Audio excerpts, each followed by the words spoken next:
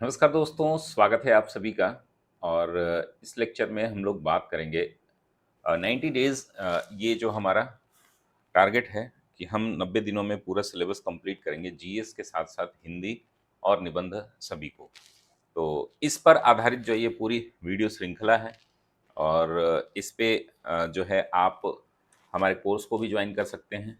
और साथ ही इस लेक्चर में हम लोग बात करेंगे एक तो इतिहास के सिलेबस पर। इतिहास के सिलेबस के साथ-साथ जो प्राचीन इतिहास के स्रोत हैं और इसके साथ ही स्रोत के साथ-साथ ही हम बात करेंगे जो हमारा इतिहास जो प्राग ऐतिहासिक काल है, उसकी भी कुछ घटनाएँ यहाँ पर हम लोग देखेंगे। जैसे कि आपका पूरा पाषाण काल, मध्य पाषाण काल और जो नवपाषाण काल है, इन तीनों के बारे में हम लोग कुछ चर्चा करेंगे। तो नमस्कार दोस्तों, मैं धनंजय सिंह आप सभी का स्वागत करता हूँ अपने प्लेटफ़ॉर्म अभियान सिविल सर्विसेज़ पर। और हम लोग यहाँ पर डिटेल बातचीत किसकी करेंगे? आपके सिलेबस की। और आज की पहली क्लास है वो किस प्रकार से हम यहाँ पर कंटिन्यू करेंगे। तो चलिए दोस्तों शुरू करते हैं। जो लोग भी इस क्लास को देख रहे हैं एक बार कमेंट अपना ज़रूर करें, किस प्रकार से उनको ये क्लास लाभान्वित कर रही है।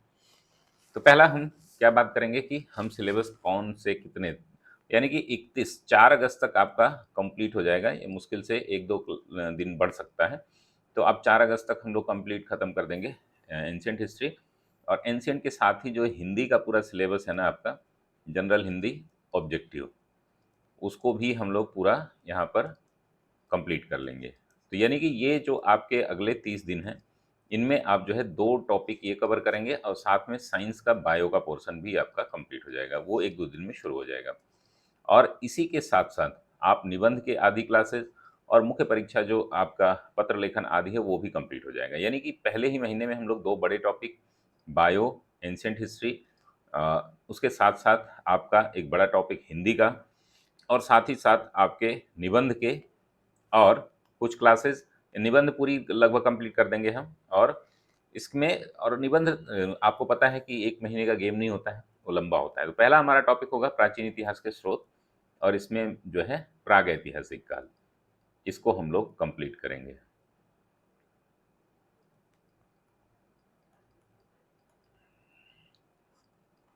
इसको कंप्लीट करेंगे। साथ ही दोस्तों यहाँ पर ये 5 जुलाई यानी कि आज ही कंप्लीट हो जाएगा। 6 जुलाई और 7 जुलाई को इंडस वैली सिविलाइजेशन यानी कि सिंधु घाटी सभ्यता को हम लोग कवर करने की कोशिश करेंगे। और इन सब पर मैं आपको होमवर्क भी दूँगा। होमवर्क क्या है करना आपको कि प्रीवियस ईयर क्वेश्चन किसी भी पुस्तक से आप प्रीवियस ईयर क्वेश्चन साथ-साथ करते चलेंगे, ठीक है ना? जैसे ही 2 या 3 चैप्टर ख खत्म होते हैं उसके बाद हम एमसीक्यू भी करेंगे, ठीक है ना? एमसीक्यू आपको सभी रिकॉर्डेड मिलेंगे और आप एमसीक्यू हम लोग लाइव ले लेंगे। तो इसको वीकली हम लोग एमसीक्यू के रूप में भी, यानी कि जो संडे से पहले जितने भी टॉपिक आपके कंप्लीट हुए होंगे, उस पर जो है हम 100 150 प्रश्नों का क्या कर लेंगे, एमसीक्यू सेशन कर लेंगे। फिर उसके बाद वैदिक काल में हम ऋग्वैदिक और उत्तर वैदिक दोनों को अलग-अलग पढ़ेंगे, तो 2 दिन में ये कंप्लीट हो जाएगा, ठीक है ना? अब देखिए एंशिएंट से ज़्यादा प्रश्न आ नहीं रहे हैं, ठीक है ना? अब 4 से 5 प्रश्नों के लिए आप पूरा महीना दे रहे हैं, लेकिन ये ज़रूरी है, सिलेबस भी खत्म होना ज़रूरी है और इसको बहुत डीपली हमें नहीं पढ़ना है। हम ऑप्शनल के लिए नहीं पढ़ रहे हैं, हम यूपीएससी के लिए नहीं पढ़ रहे हैं, इसलिए बहुत आपको फैक्चुअल इन्फॉर्मेशन बेसिक लेवल पर ही सीखनी है। हाँ, कुछ अंडरस्टैंडिंग है जो मैं शुरू में ही बता दूँगा। देखिए, सबसे ज़्यादा प्रश्न जो पूछे जाते हैं 6ठी शताब्दी ईसा पूर्व से लेकर के गुप्तोत्तर काल तक के पूछे जाते हैं प्रश्न। अब कुछ ट्रेंड बना है कि दक्षिण भारत से या कुछ और जो इतिहास के स्रोत हैं जैसे कि हर्षवर्धन काल है, चेर चोल पांड्य के अलावा हर्षवर्धन के काल से जो है प्रश्न पूछे जा रहे हैं। तो इनको भी हम लोग डिटेल में करेंगे। प्राचीन भारत पर विदेशी आक्रमण, इसको हम लोग डिटेल में देखेंगे। मगध साम्राज्य जो होता है, मगध साम्राज्य के बाद से लेकर के महाजनपद काल के बाद से हम जो है विदेशी आक्रमणों को देखेंगे कि कौन कैसे, जैसे शक आक्रमण हो गया, कुषाण हो गया, इन सभी को हम क्रमबद्ध करेंगे। तो पहला वो हो गया। इस तरीके से मौर्य साम्राज्य डिटेल में हम पढ़ेंगे 2-3 क्लासेस में। मौर्योत्तर काल हम लोग 18 से 22 जुलाई को ख़त्म करेंगे। संगम युग जो है वो 23 जुलाई को हमारा कंप्लीट हो जाएगा और इस पे प्रॉपर नोट्स बने हुए हैं। नोट्स के माध्यम से जल्दी होंगी क्लासेस, नहीं तो ये लगभग 2.5 महीने का क्लास है, ठीक है ना? लगभग ये 30 क्लास में हम लोग कोशिश करेंगे कि इसको 25 से 30 क्लास में कंप्लीट कर दें। तो चलिए, ये पूरा सिलेबस है, आप लोग सिलेबस एक बार नोट कर लीजिएगा और ये टॉपिक पढ़ना है। प्रीवियस ईयर क्वेश्चन होमवर्क के में आप करते रहिएगा और इसी के साथ-साथ हम लोग कंप्लीट प्रिपरेशन करेंगे 4 से 5 प्रश्नों पे, ठीक है? अब इसमें हमें बहुत ज़्यादा समय नहीं व्यतीत करना है, तो इसको हम लोग पहले थोड़ा-सा समझ लेते हैं कि क्या होता है इतिहास, ठीक है ना? इतिहास मतलब कि जो बीता हुआ कल है उसको हम इतिहास कहते हैं, ठीक है ना? तो इतिहास को हम किस तरीके से पढ़ सकते हैं, पहले उसकी एक हमारे दिमाग में फ्रेमिंग होनी चाहिए। इतिहास यानी कि हिस्ट्री हम कहते किसको हैं, ठीक है ना? हिस्ट्री यानी कि जो बीत गया वो हिस्ट्री है, ठीक है? अब बीता हुआ तो बहुत बड़ा इतिहास है हमारा, पृथ्वी की उत्पत्ति से लेकर के अभी तक है। लेकिन हम पढ़ेंगे मानव होमो सेपियंस की पूरी जो जीवन गाथा है उसको पढ़ेंगे। तो इसको हम 3 भागों में मुख्य रूप से बाँटते हैं। जैसे कि आप ट्रेडिशनल बाँटते हैं एंशिएंट, मिडाइवल और मॉडर्न हिस्ट्री, ठीक है ना? लेकिन हम इसको 3 भागों में अलग बाँटेंगे, जिसमें आपका पहला भाग जो होगा वो प्रागैतिहासिक काल यानी कि प्री हिस्टोरिक एरा, प्रागैतिहासिक काल।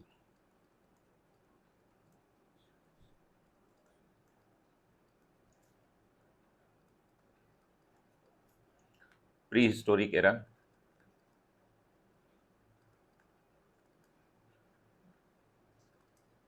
क्लियर है? दूसरा जो है आद्य इतिहास। अब इनमें अंतर क्या होता है? आद्य ऐतिहासिक काल, आद्य ऐतिहासिक काल, जिसको हम बोलते हैं क्या? Proto history. अब प्रोटो और प्री में क्या अंतर है? Proto history. और तीसरा जो है हमारा इतिहास, ठीक है ना? जिसका हमें संपूर्ण रूप से साक्ष्य मिलता है, लेखनी मिलती है, उसको हम इतिहास कहते हैं। तो इसको हम लोग एक ही पेज में हिस्ट्री समझेंगे, ठीक है ना? कोई भी किसी भी प्रकार की समस्या हो कमेंट बॉक्स में आप कमेंट करिएगा। हमारा व्हाट्सएप नंबर है आप सभी के पास। जो लोग भी कोर्स में एडमिशन लिए हैं, नहीं लिए हैं, उन सभी के लिए है ये। जो लोग एडमिशन लिए हैं उनको पर्सनल गाइडेंस मिलेगा। वीडियो क्लासेस सभी के लिए फ्री रहती हैं हमारी, लेकिन आपको नोट्स और टेस्ट जो है वो अलग से प्रोवाइड कराए जाते हैं। तो अब ये जो है ना, इसको अज्ञात काल से मानते हैं। अज्ञात काल से लेकर के प्रागैतिहासिक काल में जो है, अब अज्ञात काल या इसको बोल सकते हैं कि जिसके बारे में हमें लेखनी, क्रमबद्ध लेखनी नहीं मिली है, जिसका हम अध्ययन सिर्फ पुरातात्विक साक्ष्यों से करते हैं, उसको हम प्रागैतिहासिक काल कहते हैं। यानी कि जिसमें केवल हम आर्किटेक्चर जो उसका बोलते हैं आर्कियोलॉजिकल सर्वे के आधार पर ही जानते हैं इसको, उसको हम लोग, और जो हमने लिखा तो है लेकिन उसको हम पढ़ नहीं पाए हैं या उसका क्रमबद्ध ज्ञान नहीं है हमें, तो उसको हम लोग आद्य इतिहास कहते हैं, जैसे कि सिंधु घाटी सभ्यता, ठीक है ना? प्रागैतिहासिक काल को हम 3 भागों में बाँटते हैं, ठीक है ना? कौन-कौन से? पाषाण काल इसको बोलते हैं ना, तो 3 प्रकार से, पूरा पाषाण काल,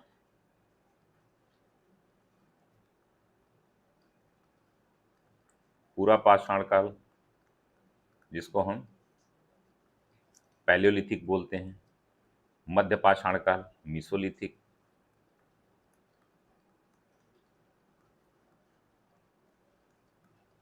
यानी कि पैलियोलिथिक। इंग्लिश हिंदी में बहुत वो नहीं है, आप मीसोलिथिक,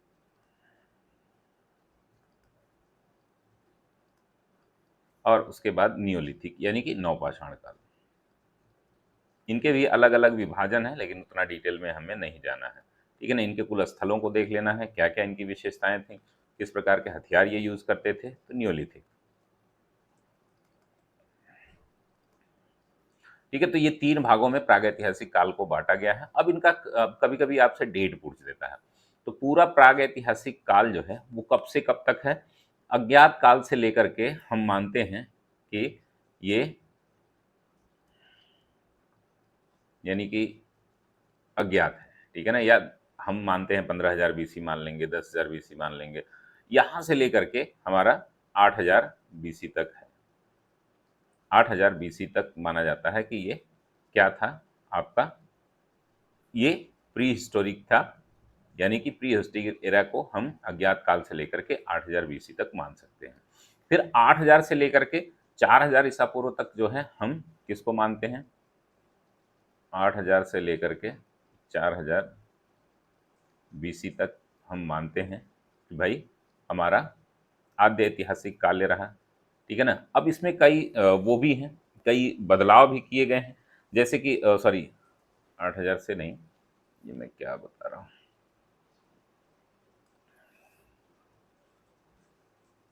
इसका एग्जैक्ट विभाजन जो है हम बाद में देखेंगे। हम पहले बात कर रहे थे ना पूरा पाषाण काल के बारे में, तो इसका मैं बता रहा हूं कि पूरा पाषाण काल जो है अज्ञात काल से लेकर के 8000 BC, ठीक है ना, ये है। फिर 8000 से लेकर के 4000 तक, 4000 BC तक ये है आपका मध्य पाषाण काल। और 4000 से लेकर के और 3000 के आसपास या 2500 के आसपास जो है ये माना जाता है, 4000 से लेकर के 2500 से। आपको पता है कि 2500 के बाद जो है ये शुरू हो जाता है। तो अगर हम इसकी बात करें अज्ञात काल से लेकर के, यानी कि जहां पर हमें कब से कब तक 2500 तक हम मान सकते हैं कि ये BC तक ये था आपका प्रागैतिहासिक काल। आद्य ऐतिहासिक काल जो है वो इसमें हम 600 BC तक मानते हैं कि हमारा आद्य ऐतिहासिक काल था, यानी कि 2500 BC से लेकर के 600 BC तक जो है ये माना जाता है आपका आद्य ऐतिहासिक, यानी कि सिंधु घाटी सभ्यता और आपकी इंडस वैली सिविलाइजेशन। और वहां से अब इतिहास जो होता है वो हमारा कहां से कहां तक है, यानी कि 600 ईसा पूर्व से लेकर के, यानी कि 600 BC से लेकर के और 1960-65 मान सकते हैं 64 BC तक। ठीक है ना। ये आपका इतिहास है। अब इसको 3 भागों में बांटा गया है। अब इसको जो है 2 भागों में बांटा जाता है। 2 भागों में हम इसको बांटते हैं आद्य इतिहास को।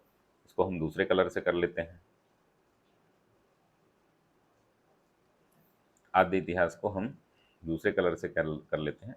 इसमें 2 हैं, एक तो सिंधु घाटी सभ्यता, जिसको हम सिंधु घाटी सभ्यता या इसको कहते हैं ताम्र पाषाणिक काल। ठीक है ना। इसको ताम्र पाषाणिक काल भी कहते हैं।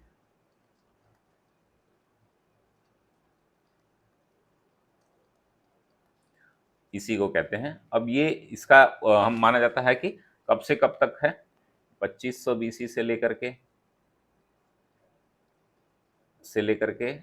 1500। ठीक है ना। ये हो गया। इसके बाद आपका वैदिक काल है।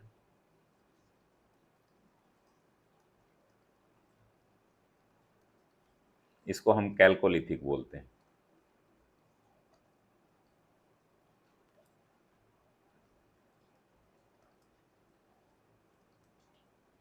Chalcolithic as.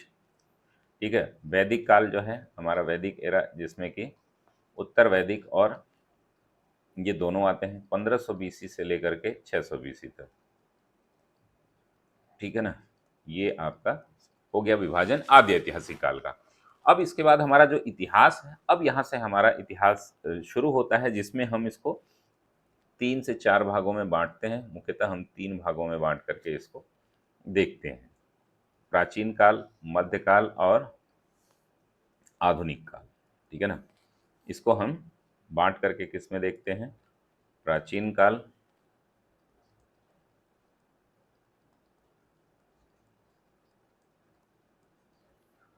मध्यकाल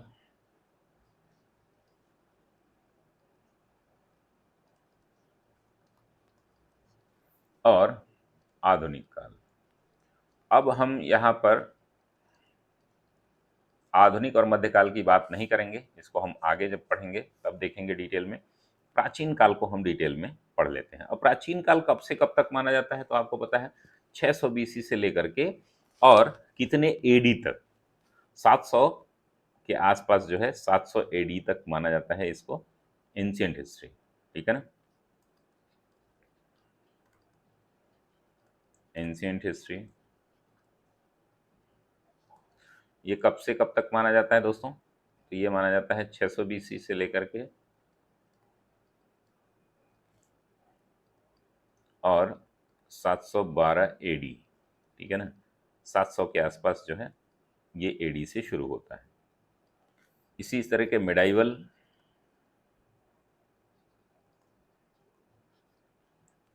हिस्ट्री जो है वो कहाँ से कहाँ तक है, तो अब 712 से लेकर के और यूरोपीय कंपनियों के आगमन से, यानी कि 712 से लेकर के जो मेन रूप से औरंगजेब की जो मृत्यु होती है 712 से लेकर के, या तो हम यूरोपीय कंपनियों का आगमन या हम मध्यकाल तक मानते हैं कि जब औरंगजेब की मृत्यु हो जाती है, उसके बाद जो है मुगल वंश का पतन लगभग हो जाता है, धीरे धीरे पतन होने लगता है। तो ये 712 अब AD में हम आएंगे, ठीक है ना, से लेकर के आपका 1707 AD तक, ठीक है ना। और अब ये मॉडर्न इंडिया जो है, मॉडर्न हिस्ट्री जिसको बोलते हैं, वो 1707 से लेकर के आपका 1700 से लेकर के 1964 तक, हम इसको 1950 1964 जैसा भी कई लोग अलग अलग मानते हैं। तो इसको हम लोग अब देखेंगे कि प्राचीन काल में हमें पढ़ना क्या है। तो प्राचीन काल का सिलेबस हमने बता ही दिया, ये हमें ये चीजें आपको पढ़नी है प्राचीन काल में, ठीक है ना। अब प्राचीन काल का कालक्रम कैसे बढ़ा है, बांटा गया है, उसके बारे में थोड़ा सा हम बात कर लेते हैं कि प्राचीन काल के मुख्य घटक जो है वो कौन कौन से हैं जिनको हमें देखना चाहिए, ठीक है ना। तो प्राचीन काल में हम महाजनपद काल जो होता है वो है आपका,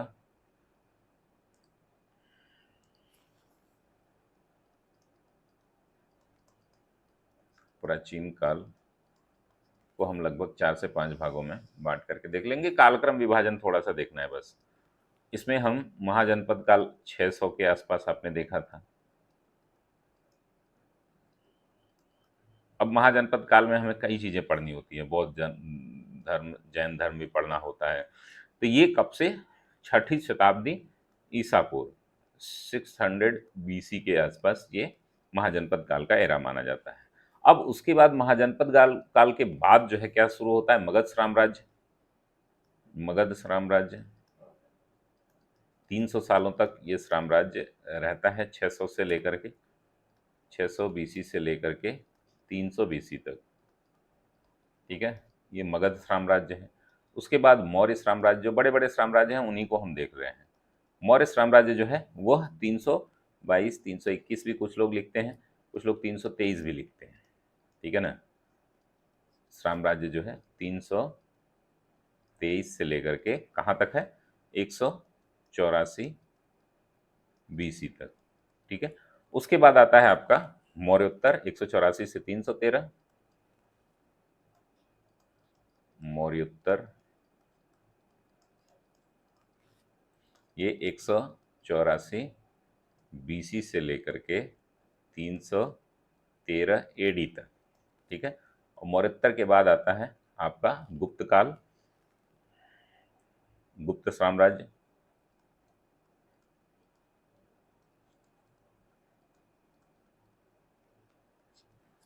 गुप्त साम्राज्य जो है जिसको हम 313 AD से लेकर के 500 कितना है 50 AD तक। गुप्तोत्तर यानी कि हर्षवर्धन 600 से 650 तक का काल जो है हर्षवर्धन का काल या गुप्तोत्तर कर सकते हैं। 600 से लेकर के 650 AD के आसपास जो है ये गुप्तोत्तर रहता है।